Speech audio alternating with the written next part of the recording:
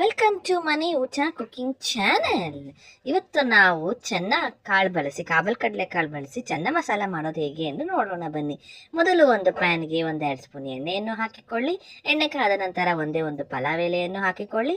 ನಂತರ ಒಂದು tea spoon ಅಷ್ಟು ಜೀರಿಗೆಯನ್ನು ಹಾಕಿಕೊಳ್ಳಿ. ಅದೆಲ್ಲ ಸ್ವಲ್ಪ ಫ್ಲೇವರ್ 1-2 ಸೆಕೆಂಡ್ ಫ್ರೈ ಆದ ನಂತರ ಈರುಳ್ಳಿಯನ್ನು ಸಣ್ಣಗೆ ಹೆಚ್ಚಿರುವ ಈರುಳ್ಳಿಯನ್ನು ಹಾಕಿಕೊಂಡು ರುಚಿಗೆ ತಕ್ಕಷ್ಟು ಉಪ್ಪನ್ನು ಹಾಕಿಕೊಂಡು ಚೆನ್ನಾಗಿ ಫ್ರೈ ಮಾಡಿಕೊಳ್ಳಿ. ಈರುಳ್ಳಿ ಎಲ್ಲ ಚೆನ್ನಾಗಿ ಸ್ವಲ್ಪ ಸಾಫ್ಟ್ ಆದ ನಂತರ ಟೊಮೆಟೋಸ್ನ ಸಣ್ಣಗೆ ಕಟ್ ಮಾಡಿರುವ ಟೊಮೆಟೋಸ್ನ ಫ್ರೈ ಮಾಡಕ್ಕೆ ಹಾಕ್ಕೊಳ್ಳಿ. ಟೊಮೆಟೋಸ್ ಎಲ್ಲ ಚೆನ್ನಾಗಿ ಫ್ರೈ ಆದ ನಂತರ ಒಂದು ಚಿಟಿಕೆ ಅರಿಶಿಣದ ಪುಡಿ, ಟರ್ಮರಿಕ್ ಪೌಡರ್, ನಂತರ garam masala powder 1 tea spoon ಅಷ್ಟು, ನಂತರ ಚಿಲ್ಲಿ ಪೌಡರ್ ನಿಮ್ಮ ಖಾರಕ್ಕೆ ಅನುಗುಣವಾಗಿ ಹಾಕಿಕೊಳ್ಳಿ.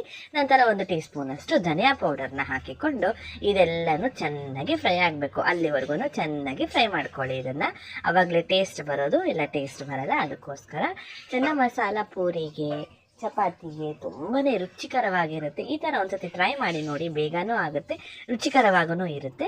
ಇದೆಲ್ಲ ಚೆನ್ನಾಗಿ ಫ್ರೈ ಆಗಿ ಸಾಫ್ಟ್ ಆಗಬೇಕು ಟೊಮೆಟೋಸ್, ಅಲ್ಲಿವರೆಗೂ ಚೆನ್ನಾಗಿ ಫ್ರೈ ಮಾಡ್ಕೊಳ್ಬೇಕು ನೀವು.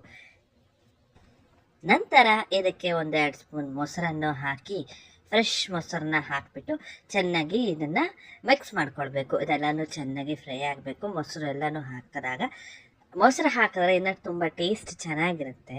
ಈ ಥರ ಒಂದ್ಸತಿ ಟ್ರೈ ಮಾಡಿ ನೋಡಿ, ಡಿಫ್ರೆಂಟಾಗೂ ಇರುತ್ತೆ, ಮಕ್ಕಳು ಸಹ ತುಂಬ ಇಷ್ಟಪಟ್ಟು ತಿಂತಾರೆ.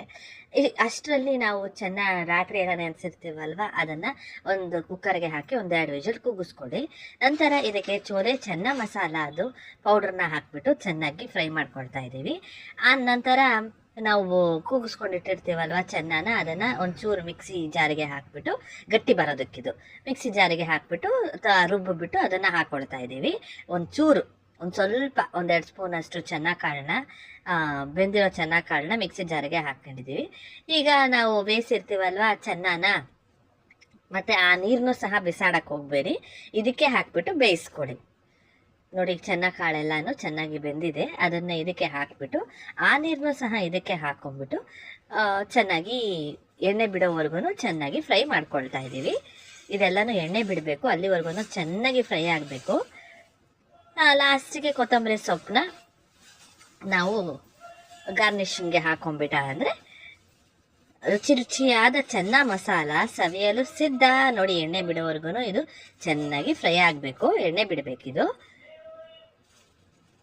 ನೋಡಿ, ಈಗ ಎಣ್ಣೆ ಬಿಟ್ಟಿದೆ. ಇಷ್ಟು ಆದರೆ ಸಾಕು, ನೀವು ಆಫ್ ಮಾಡ್ಕೊಳ್ಬಹುದು. ಈಗ ಫೈನಲ್ ಆಗಿ ನಾವು ಕೊತ್ತಂಬರಿ ಸೊಪ್ಪನ್ನ ಹಾಕ್ಬಿಟ್ಟು ಲಿಡ್ನ ಕ್ಲೋಸ್ ಮಾಡಿಬಿಟ್ಟು ಚೆನ್ನ ಮಸಾಲ ಚಪಾತಿ ಜೊತೆ, ಪೂರಿ ಜೊತೆ ಸವಿಯಲು ಸಿದ್ಧ. ಮಾಡ್ಕೊಳ್ಳಿ, ತಿನ್ಕೊಳ್ಳಿ. ನಿಮಗೆ ನಮ್ಮ ಚಾನಲ್ ಇಷ್ಟವಾದಲ್ಲಿ ಪ್ಲೀಸ್ ಲೈಕ್, ಶೇರ್, ಸಬ್ಸ್ಕ್ರೈಬ್ ಮಾಡಲು ಮಾತ್ರ ಮರಿಬೇಡಿ. Thank you for watching.